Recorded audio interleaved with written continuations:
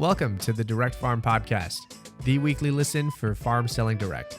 We'll talk about the 4 levers for farm success, which are quality, brand, price, and convenience. We'll hear from outside industry experts and producers like you to delight your customers, save time, and to increase your direct farm sales and business. We're glad you're here. Welcome to the Direct Farm Podcast. We've got a terrific conversation for you today with one of our farm advisors and a well-known advocate in the regenerative agriculture community, Kelsey Ducheneaux-Scott from DX Beef. Welcome, Kelsey. Thank you for having me. It's truly a privilege to be here. Oh, it's so great to have you here. I've been looking forward to this conversation for a while now, and just to be able to sit down with you, learn a little bit more about your background in farming as well as your passion. So maybe if you want to start there, tell us a little bit more about yourself, your family history, as well as your passion for land and animals and cultivating the land around you. I am Kelsey Ducheneaux-Scott. I'm the 4th generation to ranch here on the DX Ranch. We are located on the Cheyenne River Sioux Indian Reservation. I get to ranch alongside my dad and his siblings. My claim to fame, I guess, is to be a plant and soil nerd. I graduated from South Dakota State University in 2015. and with a degree in natural resources management. And when I came home, I was so fortunate that my family just believed in me having gained knowledge while away at college, and they listened to what I offered as far as different management shifts that we might be able to do to contribute to a healthier ecosystem here. And it's just kind of been a trial by fire, I guess, here on the ranch to continue to get better every single year in our production practices and making sure that we are meeting the needs and matching the resources within our ranching system. And one of the ways that we've identified to do that since my return home is to build out and expand on a direct-to-consumer beef business. And that is how DX Beef came to be. I love how you say that you're a self-proclaimed plant nerd. I love that term. Very catchy. Do you want to tell us a little bit more about that? What in particular about farming and regenerative agriculture are you most passionate about? Yeah, well, the more and more that I explore and engage in regenerative agriculture, the more passionate I get about the humans of the system. We often forget about humans being a biological species in this greater ecosystem. And I think that in order for a system to truly have earned the definition of regenerative, that the system has to also be making the people healthier. That's what caring for the land is all about. When you're growing crops, who you're ultimately trying to feed. If it's not that you're directly trying to feed humans, then you're feeding the animals, which will feed the humans. And if your production style isn't in a manner that has a cost benefit that trends towards making people healthier, then the system is hemorrhaging. Basically, it's not going to be able to heal our food system as quickly as our food system is depleting. And I think you touched on it, the ecosystem is more than just the end product, the result of what people see of food. It's beyond that. It's the animals, it's the land, it's the people. And you have deep roots in your community as well that kind of speaks to that and the importance of that. So tell us a little bit more about your community and what your community means to you. Absolutely. Well, I often introduce myself as the 4th generation rancher on the DX Ranch, but of the 125th plus generation to get to care for the landscape here in the Great Plains. My family on both sides, we have really deep roots here in caring for the landscape, being land stewards on the farming or ranching aspect. And in doing so, I feel like we do our best to mimic nature. And that, to me, is an indigenous production style. We, as Native peoples, were land stewards of this landscape long before the word agriculture was ever spoke on this continent. And I think that in order to, truly be regenerative, we have to appreciate and value that land stewardship on this continent existed way prior to 1492. And this system here was only regenerative in nature. It was only farm to school. We only did farm to plate. We always we always traded directly with the producer, right? So I think that we have to remember that like the community of food and egg systems, that's what puts the culture into the word agriculture. And I get really excited whenever we talk about ways to work to heal that, to put the culture back into agriculture and to romanticize the thought of food and knowing the story of where your food has come from. And as a producer, on the flip side, be able to romanticize the production, right? Like I know that I'm caring for this product because eventually it's going to feed a community. It's going to be what brings a family together around the table, and it's going to nourish their bodies. And it's going to, hopefully, the ultimate goal is it's going to contribute to a more robust and resilient and regenerated future for the generations to come. And so I think that it's just a really exciting time to be involved in the space of land stewardship and regenerative agriculture, because the recent pandemic really shook up consumers' buying choices. They're like, what the heck? I went to the grocery store, there was no beef on the shelf, or all of the vegetables were all picked over, and then it starts to get consumers large scale thinking about where is their product coming from. And we just need to figure out on the other side as producers how we can extend that same hand outward in reaching back to the consumers and reconnecting them with their food source. And I think being able to kind of look back, reflect on the past, know what's worked, and kind of go back to, those roots, but also looking at the future as well of, like you said, how can we heal the land? Things have evolved and changed over the years when it comes to farming, but getting back to those basics as well, the regenerative agriculture, like you touched on the culture of agriculture, which I love that phrase as well. Maybe touch on a little bit more about how DX beef has evolved over the years. It sounds like you've implemented a lot of new kind of direct to market business strategies, but you still are also looking to your roots and how you've been able to kind of approach farming from the beginning. Absolutely. Well, we started in 2019 just doing like buying animals by the quarter, half, or whole, and selling them mainly to family and friends. We, in 2020, took a large step towards legitimizing and expanding the business by securing butcher slots at Brock's Butcher Block in Oneida, South Dakota.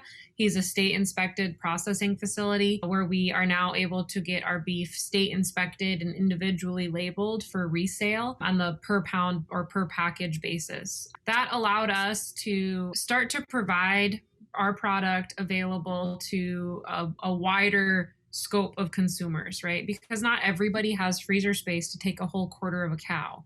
And not everybody has the ability to pay for a whole quarter of a cow at once, nor do they need one. I mean, it might be a single individual living in the household. What's their need for an entire 80 pounds of beef in their freezer? It's going to take them forever to get through it. So, by offering and diversifying the chance to buy different quantities and different cuts, we saw a tremendous spike in the number of customers. I mean, throughout 2020, we ended up gaining an additional 200 customers. However, we didn't really have to expand our sales service area very far. Closing out 2020, we had 90% of our sales right here on Cheyenne River Indian Reservation, so within Dewey and Ziebach County. It's around 3.2 million acres, but there's like 4 or 5 grocery stores across those 3.2 million acres. So we're a fairly rural community, but access to locally produced and locally harvested foods is not very prevalent. And at the time when we got started, there really wasn't a whole lot of direct to consumer beef businesses or any kind of meat businesses that existed here locally. We're fortunately starting to see more and more producers marketing their product directly to the community members or to the members of their community, but it's still not a saturated market by any means. I mean, we still don't have local beef available in our grocery store, which is insane to think, so we have a long way to go in healing our food system, but it's been just really, we're fortunate and we feel incredibly humbled to be able to be a part of the healing process. Recently, we doubled our production capacity again here at DX Beef. We're projected to process around 122 animals in 2021. And that has allowed for us to have the on-hand inventory to be able to try to grow and expand our service area a little bit. We have been participating at the Black Hills Farmers Market. It's a couple of hours away from here, but we actually have a customer base that's from Cheyenne River here that is now located living in the Black Hills area.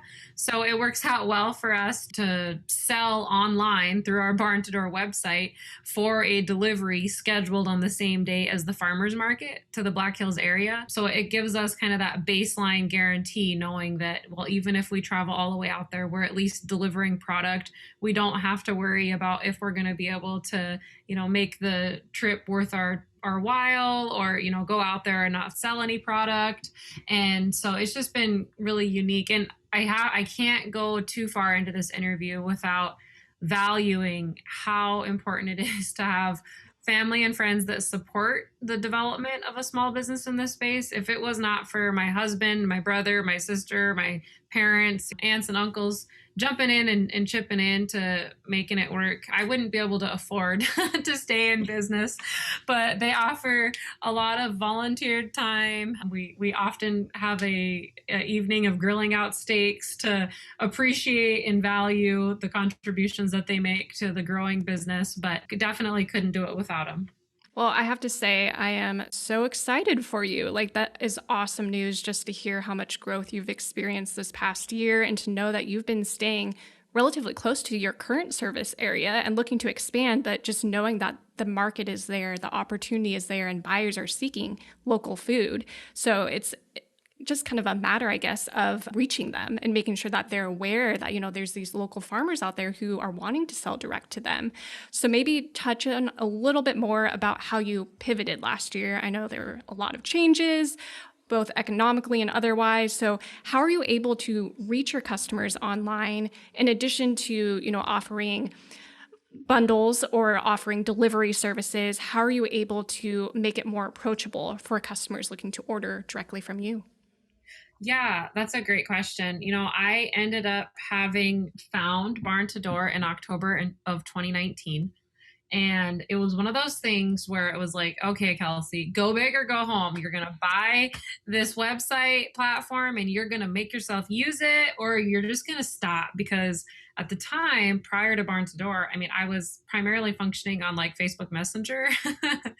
And it was, 8 to 9 responses with every individual possible customer before we would get to the point of them actually like thinking about purchasing a bundle, right? So it would be like, do you use hormones? Do you use antibiotics? Is it grass fed? Is it corn finished? All of these questions that would come in about the product. And I was like, okay, obviously I'm not doing a very good job like marketing or telling the story of my product by just having a Facebook page. Like, I need something more. Additionally to that, I didn't have anything for a customer relations database to like manage my customers and to save their information and to track what they've ordered and to follow trends as far as order sizes or order timing. And, all of these things are critical in marrying a food business to a agricultural production business, right? So my ranching day to day directly impacts what sort of products I'll have available for sale, even, 9, 10, 11 months from now. So I have to be thinking about what those trends of purchasing look like and know where my customer base is at and when they're going to be buying and what type of product they're buying. And Barn to Door in October of 2019 honestly held me accountable. I became a member of the Barn to Door family, and that's truly what it was, them like accepting me into the family. And my account manager at the time, he was like, okay, this is going to be your homework. And next week when we meet, I need you to have this done. And I needed that because I wouldn't have committed myself to that sort of work on the business itself. I would have been too busy working in the business of getting deliveries scheduled and stuff instead of making the system function better for me and more effectively. And then the concept of like zero interaction deliveries became very appealing to my customers. So we ended up doing delivery routes and having pickup locations and utilizing those different aspects of barn to door. The messaging system of being able to like drop a note in there and then send a message to the customer or to reschedule their delivery time because Kelsey got a flat tire or something like that. All was like a function that saved my sanity throughout the really exponential growth that we were able to match as the market demanded it. Yeah, I think that's so crucial to touch on, the saving time. You mentioned sanity, but as well as covering, like, yes, we want to, save farmers time, but also the buyer time, being able to have those resources available to be able to share your story. Like you said, messaging on social media is all great and fine until you realize that you're growing at scale. And that's a heavy load to, constantly have to go back and forth and message your customer about what they can expect about their buying experience. So maybe touch on a little bit more about kind of further your experience with Barn to Door as a farm advisor. You're also a customer, obviously. So what have you noticed on the product innovation side, some of the services and the support that you've been able to kind of focus more in on the day-to-day, the farming, and kind of have this lighter lift on the marketing, the branding, the promotion side? Yeah, absolutely. Well, Barn to Door's integration with MailChimp is phenomenal. My customers that are buying on Barn to Door are automatically getting integrated into my mailing list. So it might have been somebody that made one single purchase back in June of last year, but because they purchased through my website now, when I send out notifications of our specials that we're having in June of this year, they're getting them to their email and it tracks how many clicks are taking place and what is attracting my customers to my website or maybe what is being missed. My social media game has become excessively more linked to sales. So I'm no longer posting just a word written post of, hey, I have 1/4 beef for sale ready for pickup in July. Give me a call at this number. Now I'm saying, DX Beef has 1/8 of beef available. Order here. If somebody is going to see that post who does want it, they're 4 clicks away from saying, yes, that's my beef. Where before it was like, oh, they'll send me a message or might leave me a voicemail and then I would have to get back to them. And, so the amount of time it's saved me on being able to just have a readily marketable product that is available for purchase and easy to purchase, I feel like that's been a driving force in my ability to keep the product flowing. And I think that's so great too that you've learned from your own experience and you're also able to share that now in this conversation, but also last year we featured you in a webinar series. Do you want to touch on a little bit more about the trainings that you've maybe noticed through Barn to Door, from the direct conference to the academy to the webinar series that you participated in? Oh, absolutely. It has been so much fun being a part of the Barn to Door family because, like I said, you do feel like a part of the family. Barn to Door isn't just a run of the mill website platform that you can purchase to give them some of your commission. You can see a direct impact on the work that they are doing to healing our food systems as well. Like there's the mentorship network that's created to connect more farmers and ranchers with others who they might be able to, share sale tactics or, there's this podcast that helps to share my story outward with others who hopefully will figure out something or learn something from what I have to say. There's access to the free ebook downloads that are directly related to how to better grow and run your direct to consumer business. There's just been so much content that's published by Barn to Door that is not only relevant to my needs as a small food business owner, but relevant to the work that I'm doing on the website and on marketing my product. So it really goes hand in hand. Like that technical assistance in knowing how to navigate the platform is matched with additional educational opportunities that are provided at no cost to me because of Barn to Door's commitment to helping to support a more regenerative food system. And I just love how much you've already shared in this conversation. I know so many farmers are going to glean a lot of of great info from just your own experience as well as the lessons that you've learned and you're able to pass along too. So thank you so much for that. I kind of want to dive a little bit more into, we touched on earlier, the burger bundles and talking about delivery. So maybe tell us a little bit more about that. What was your decision or the process you went into in deciding maybe delivery, offering bundles in addition to that makes it a little bit more convenient for buyers and also helps you in the long run to kind of improve efficiencies through your business? Yeah, absolutely. Well, one of the things that I noticed very early on is, like I said, there is no local meat in the grocery stores. So, like the idea of buying beef directly from the consumer, I don't feel is like a very well known opportunity. Or, yeah, the idea isn't well known by the consumers on how to buy directly from the producer. So, when you're talking about selling a fourth of beef, that means nothing to the general consumer. Like that like for us on the farm or on the ranch, we know that's going to equate to X amount of steaks, or it's going to take up this much freezer space, because that's how we get access to our meat typically, is we harvest our own in those spaces if we're fortunate enough to have access to a processor. Now, for the general consumer, they think about meat in the form of recipes, right? Like, oh, well, this taco dish recipe requires 1.5 pounds burger, and I want to cook it for my family Thursday night. So I'm going to go to the grocery store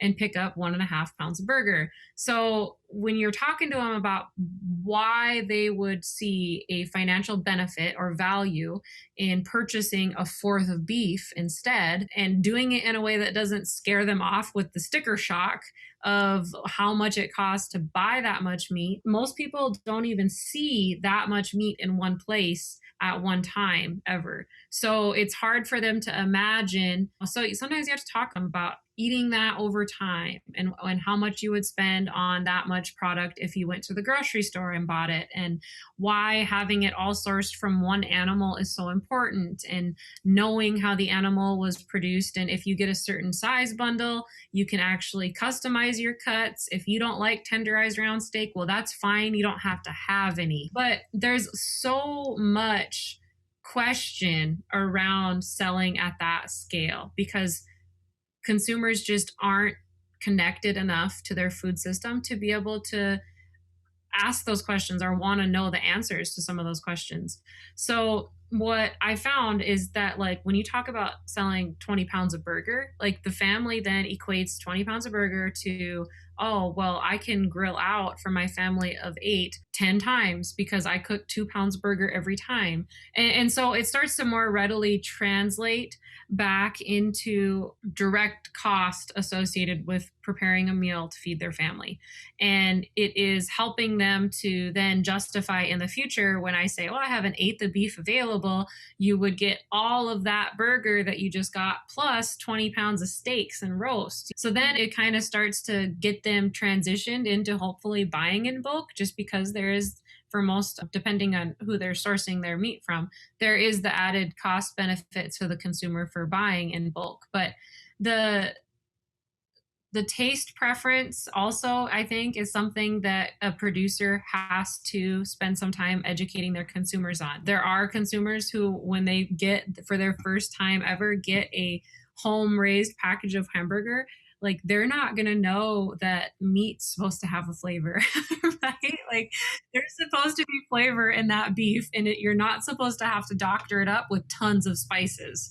And you're not going to see a ton of fat or water cooking out of that meat because it's not cut basically with additives. It's so much more pure, and there's going to be a different eating experience. And if you're not like helping create that dialogue with your consumer so that they feel comfortable asking you those questions, you're ultimately going to end up with an unsatisfied consumer. Like they're not going to come back again because they cooked their grass-fed beef too hot and it ruined their cast iron skillet, and like just little things like that, where if you are the producer and when you're trying to get a consumer that's never bought from the producer before excited about it, we have to be willing to share in that learning experience and help them, and not in a condescending way, in a way that is appreciating that it's not their fault that they're not connected with their food source, just like it's not my fault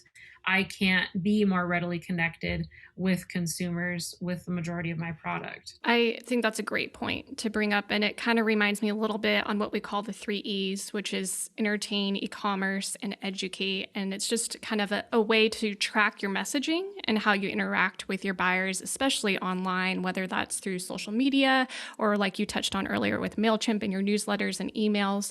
And I think especially for beef, you have to educate. You have to tell your consumers on what to expect. Like you mentioned, the taste. Your beef is supposed to have flavor to it, and that's, normal. And by the way, that makes me hungry right now, just thinking about that. But being able to time it and know, like, for example, we're heading into July pretty quickly here, and it's grilling season. A lot of people probably top of mind right now are like, the weather's getting nicer. I'm breaking out the grill. I want some burgers. I want to have, some family come over or friends. So you're able to kind of work that into your messaging and also how you promote yourself without just having that direct CTA of go buy this beef, but here's why. Here's the value behind it too. Absolutely. I have some customers who are like, I wasn't going to tell you this, but because I'm embarrassed, but I ran out of beef and my son really wanted spaghetti. And so I bought a package at the store and he won't touch the spaghetti. Like those are the stories, like for anybody listening that is considering getting into the direct to consumer market. Those are the stories that are so satisfying. Like they make you as a producer feel like you truly figured it out. Like you are feeding people, and there's so much, dignity and humility and just passion that starts to brew up inside of you when you connected with a consumer who values and appreciates what you've had to contribute to their eating experience. Now, there's obviously, as with any business, there's going to be consumers or customers who may insinuate that they're not happy or who may be confused in the buying process. And those are conversations that you're just going to have them. You're going to have to navigate them. But what is really important and what I want to impart onto people is we know as producers that we're raising a superior standard product. And when you are putting your product into the food distribution side of the industry, that's your name and your reputation that's also going on to that product. So make sure to take the time to explain what your name should mean and tell them about your reputation, or what is it that makes you a reputable producer, and really consider that. We as producers selling directly to consumers, we're telling them that our product is a premium product because of XYZ.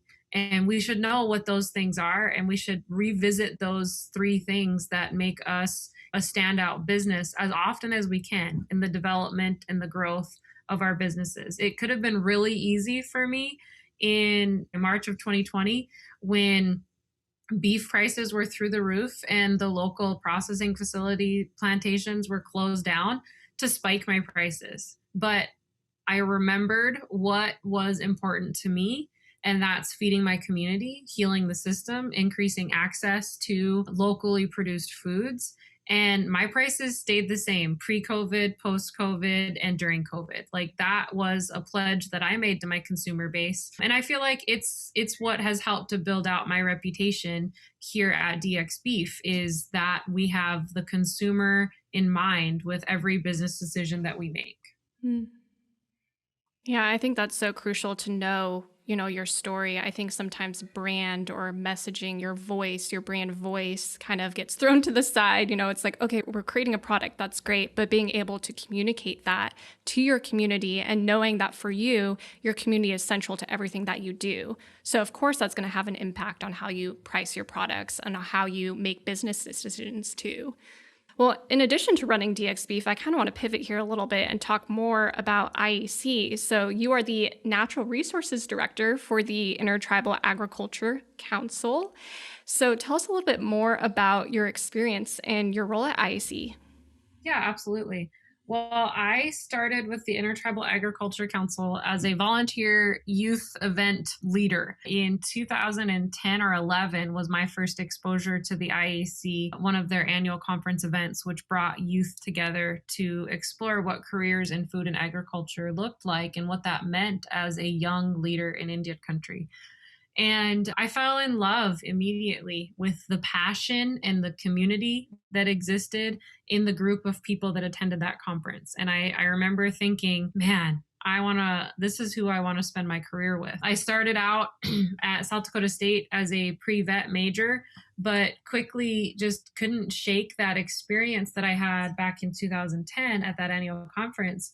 I started full time with the organization after I graduated college as a youth programs coordinator for Intertribal Ag Council and the Indigenous Food and Agriculture Initiative. It was kind of a shared role that I had in helping to stand up some regional youth events that would hopefully inspire more young people behind me, like I had been inspired at that national event. But eventually, I grew into the position of being the natural resources director. We had a need across the organization to have some focused effort around some ongoing partnerships that we had with the Natural Resource Conservation Service in serving more Indian producers through conservation planning and on the staff. And I kind of threw my name into that hat and volunteered to contribute to some of that work. And pretty quick, that workload became something that demanded full-time effort by me. Up until recently, I fulfilled that position